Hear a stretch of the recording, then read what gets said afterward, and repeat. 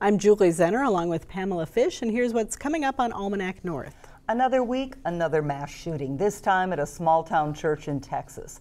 The tragic incident has opened a debate over mental illness and violence. Nearly 5,000 children live in poverty in the Twin Ports, but a local initiative aims to narrow the opportunity gap. And we'll have the week's top business stories, plus a news file story from 25 years ago this week. It's all coming up on Almanac North.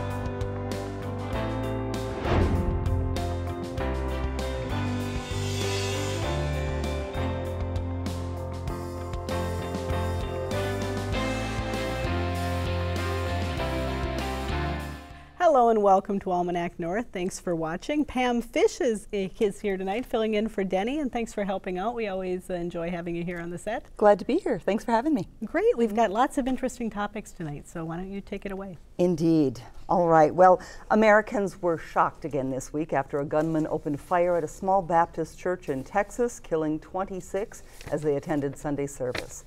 It's the latest in a seemingly unending string of mass shootings in the United States. President Trump called it the act of a deranged man and said that the focus should be on mental health and not guns. But many psychologists disagree, saying the mentally ill are far more likely to be victims than perpetrators of violence. Joining us now is Dr. Carolyn Phelps, a licensed psychologist with the Human Development Center and host of WDSE's Speak Your Mind. Thanks for being here, Dr. Phelps. Really appreciate it. Thanks so much for asking me to come on the show tonight.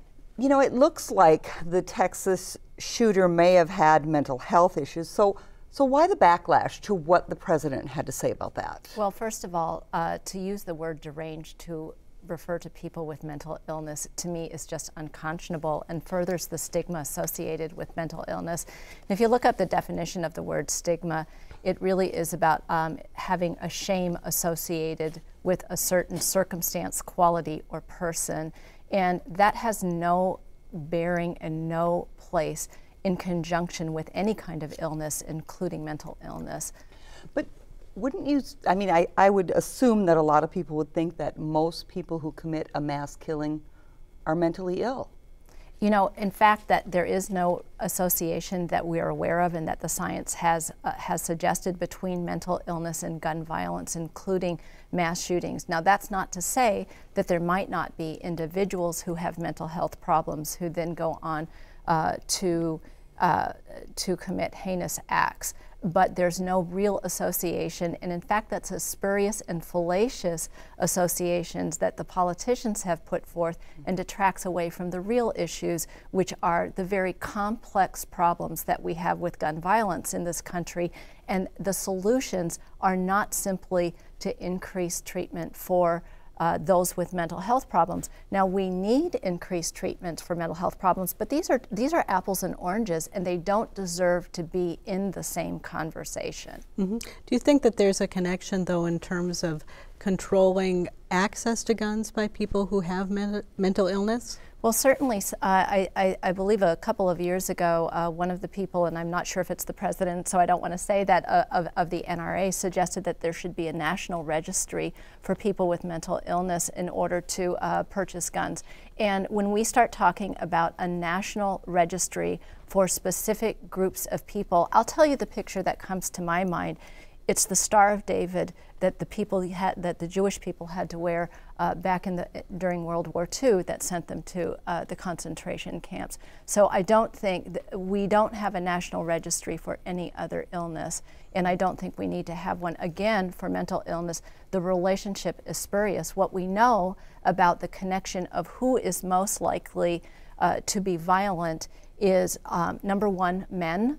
Number 2, those with substance use problems. Number 3, those with access to guns. And number 4, those with a history of violence, specifically a history of domestic violence.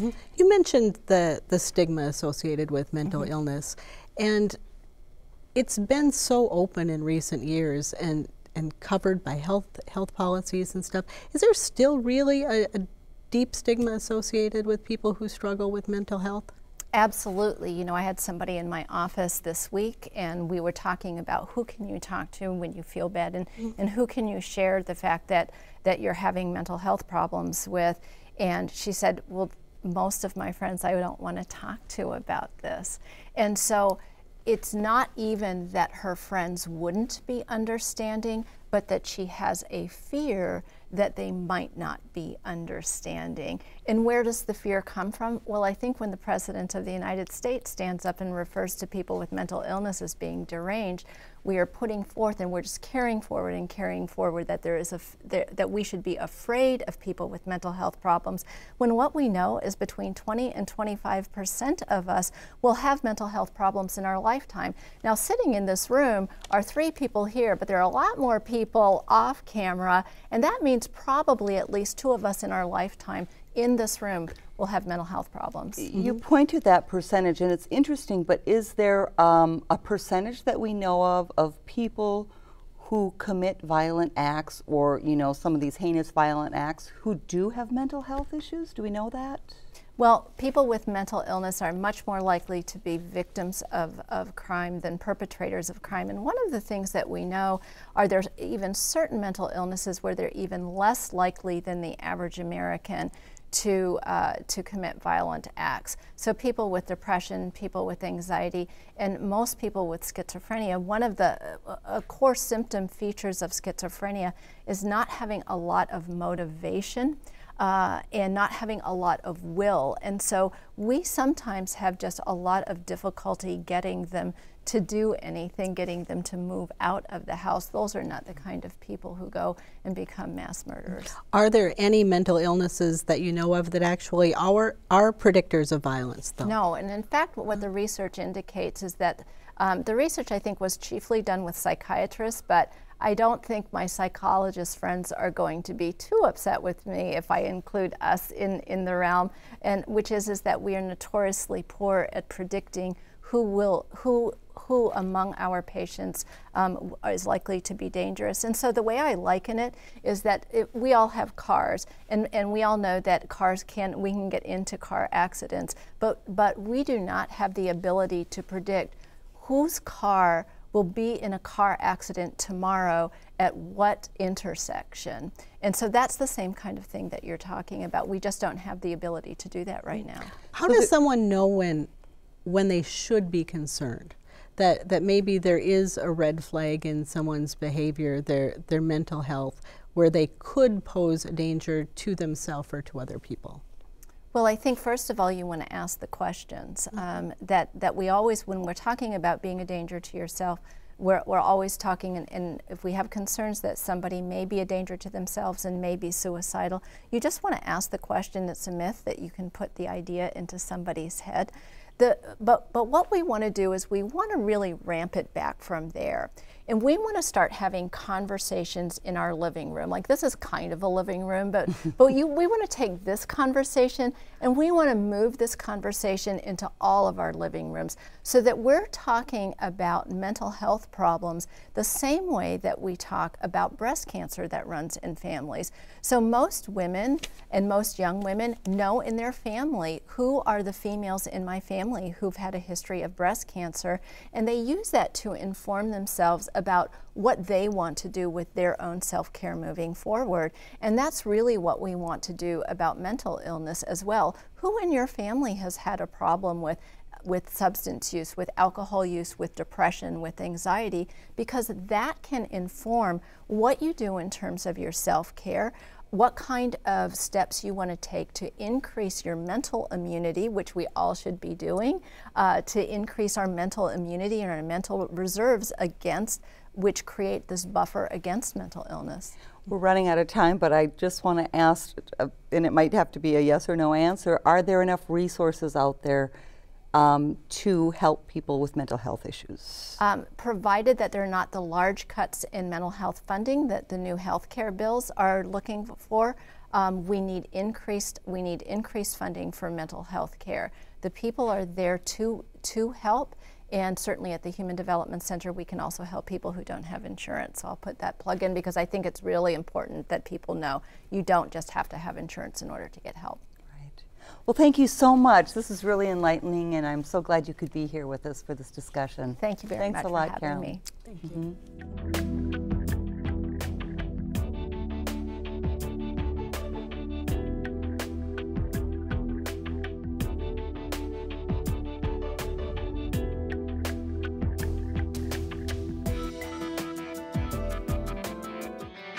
Now, let's dig into our news file archive for a look at what was making news 25 years ago this week. President-elect Bill Clinton, in his first statement following his election, sought to soothe financial markets as well as any foreign policy concerns during the transition.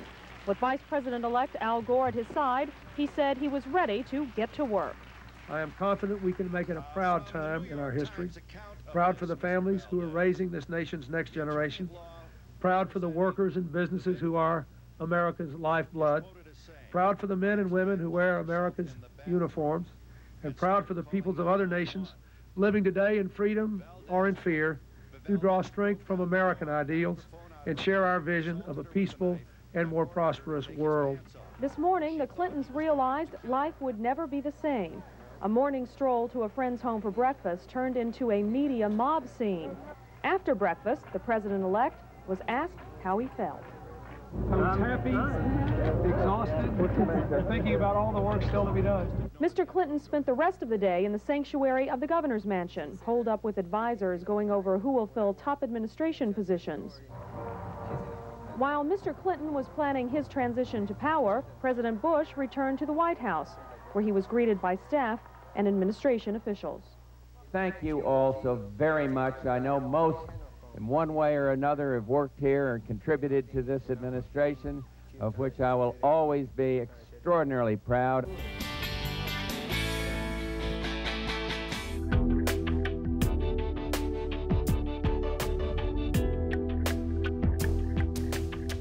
For several years, the Duluth Superior Area Community Foundation has been working to close the opportunity gap between rich and poor children. The foundation recently launched a new public awareness campaign to narrow that gap. A citywide dinner in Superior next week will highlight the Opportunity Rising campaign. And here to talk about more about this issue is Holly Sampson, president of the Community Foundation. Jenny Van Sickle manages the transportation program for Community Action Duluth. And David Cropet is a Superior resident and member of the Community Foundation's Board of Trustees. And thank you for coming in tonight. Appreciate it. Thank you. Holly, what's creating the opportunity gap for low-income kids in our region? So, Julie, the Community Foundation was really inspired by the work of Dr. Robert Putnam. He is the author of the best-selling book called Our Kids, The American Dream in Crisis, a book I would highly recommend. And, you know, he really documented across the country an incredible gap in opportunity between rich and poor children. And when we started investigating that gap here locally, we became even more concerned. So, for example, in Duluth, 21% of all kids are living in poverty today. In Superior, it's 26% of all kids who are living in poverty. And we know that those financial circumstances even make opportunities more challenging for those kids. So early on, we really heard from so many of the people, and certainly the Blue Ribbon Committee that we worked with, you know, who said to us, you know, people in Duluth and Superior really don't know about this issue. They don't understand the importance. And it's really time that you undertake a public awareness campaign to really help our communities understand what it's really like.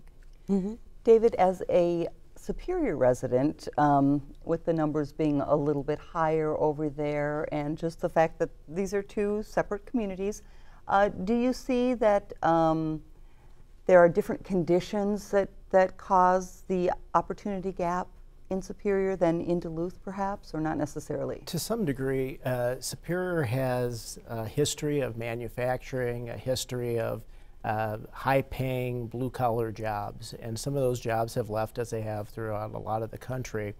I'd like to think that Superior is actually better positioned to do something about this problem because it's a smaller community. We have a great history of banding together, of recognizing problems and working on them. So I think you know, some of the history of Superior, the jobs that have been lost, create this inequity of earning opportunity. But the size of the community and the close-knit structure, I think, gives us a lot of promise. We have an event coming up on Monday that's going to hopefully bring that community together and be the first step towards solving the problem. Mm-hmm. Jenny, what does the opportunity gap look like in real life for these kids and for these families? What are some of the barriers that they face? You know, I want to build off something Holly said around people don't know it exists. And when I think about transportation inequity, I think about cutting busing to Head Start kids right away. I think about roads cleared immediately, sidewalks covered in snow. Right now, like right then and there, we're making decisions that impact folks that are already more vulnerable. We know about it, we absolutely do, and we have to be very conscientious around, you know, actions that address those disparities.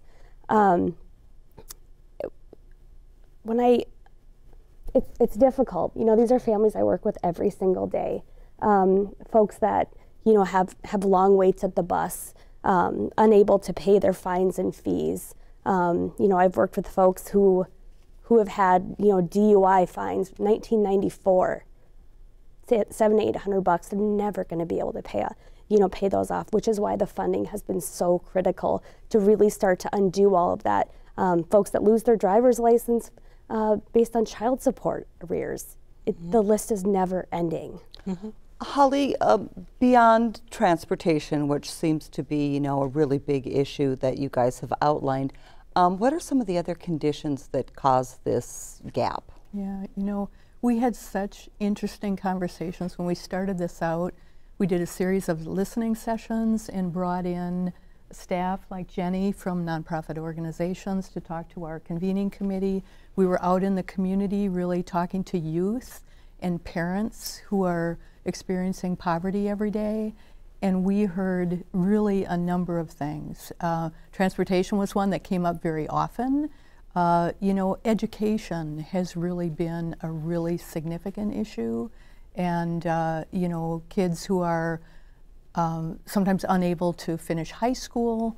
Really, support for learning, we found, is a really important piece of this puzzle, because we all know how important it is to complete a high school degree and go on to college if possible.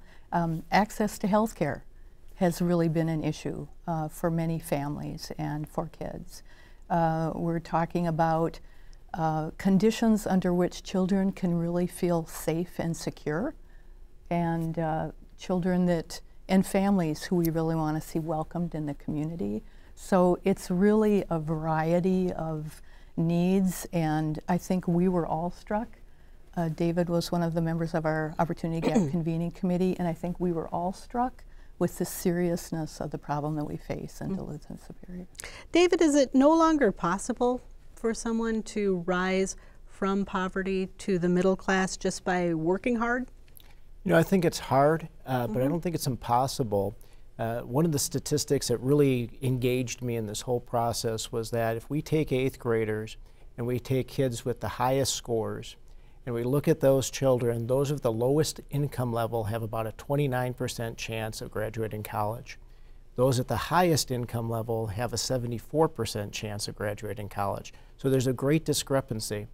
But if as a community we all engage those children and we take a special interest in each child so that they're our children, not somebody else's children or somebody else's problem, I think that gap can be narrowed. That opportunity rising that we're trying to spearhead to get everybody engaged in each child's life, I think really can make a difference so that everybody has equal opportunity despite their socioeconomic circumstances. One of the solutions that I've read about in some of your literature about this is volunteerism.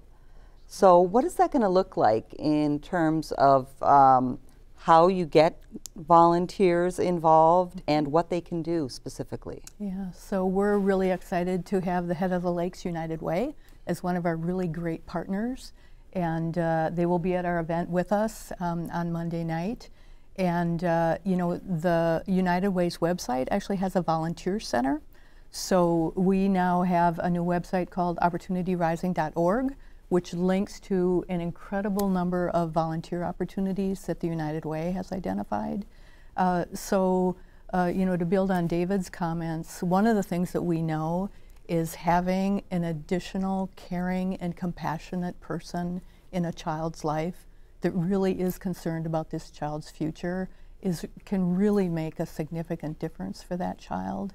And so the opportunities for mentoring, for example, you know, we know of incredible stories, and we'll actually have a mentor speak on Monday night who's been mentoring young boys for 10 years in the Superior schools. It's just an amazing story. And we know that somebody like that can really open up a whole new world for opportunities for things that that child might not have even envisioned. So it's really, they're wonderful opportunities to get people engaged. Sure. And if I could just build off that quickly in terms of like specific opportunities with Community Action Duluth, is something that we identified early is folks living in those urban like tight settings don't have access to a vehicle. So it's like, well, just go get your license. Like I don't have a vehicle to practice, or it's not up to compliance. So having folks willing to just lend an hour or two to help people learn how to drive and just get that practice time. Driving school is very expensive. And then another very specific ask is, we need your cars. We need donated cars desperately. I've seen it pretty profoundly change the lives of the folks we work with. Mm-hmm. David, in this day and age, you know, people are busy and there's a lot going on, and I suppose it's always been like that, but is it any tougher to get volunteers, and how do you get them to get involved? Sure. I think, you know, one of the things we've identified in this community is that people are really great about volunteering. People are really great about giving their time, and we have a lot of wonderful nonprofit partners. The big problem for us that we see is getting everybody together.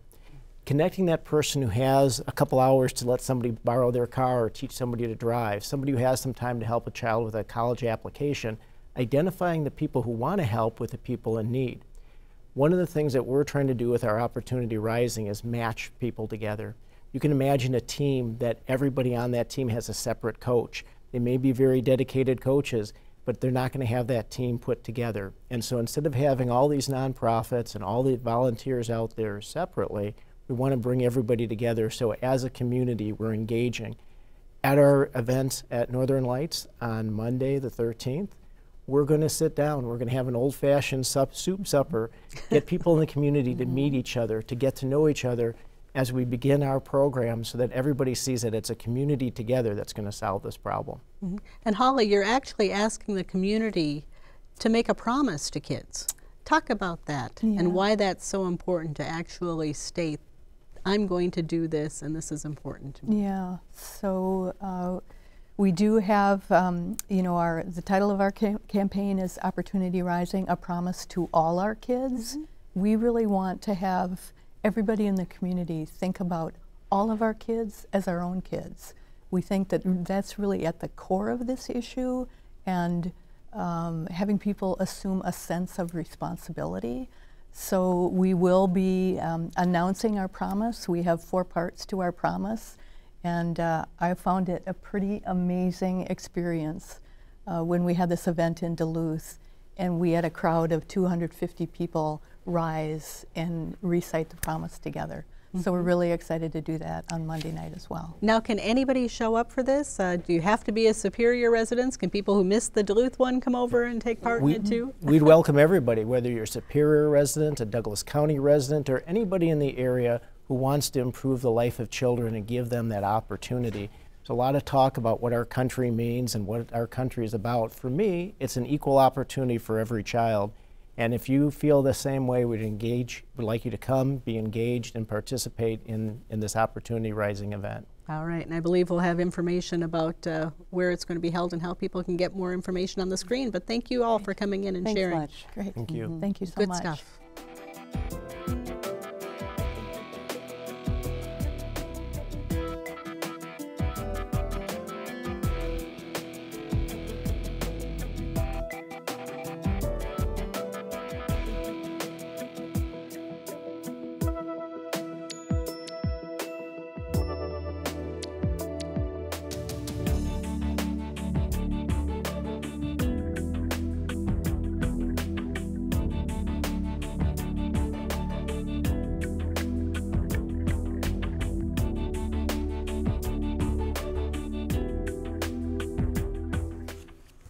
It's time now for the week's business news from the folks at Business North. Pro-mining groups are applauding committee approval of a U.S. House bill that urges the renewal of mineral leases sought by Twin Metals Minnesota. Jobs for Minnesotans, Mining Minnesota, and the Range Association of Municipalities and Schools said Wednesday they were very encouraged to see the House committee advance the bill. Environmentalists have opposed the leases, saying the land is located too close to the Boundary Waters canoe area. If the measure passes, land could not be removed from exploration without approval by Congress. The region's largest newspaper company has expanded its holdings.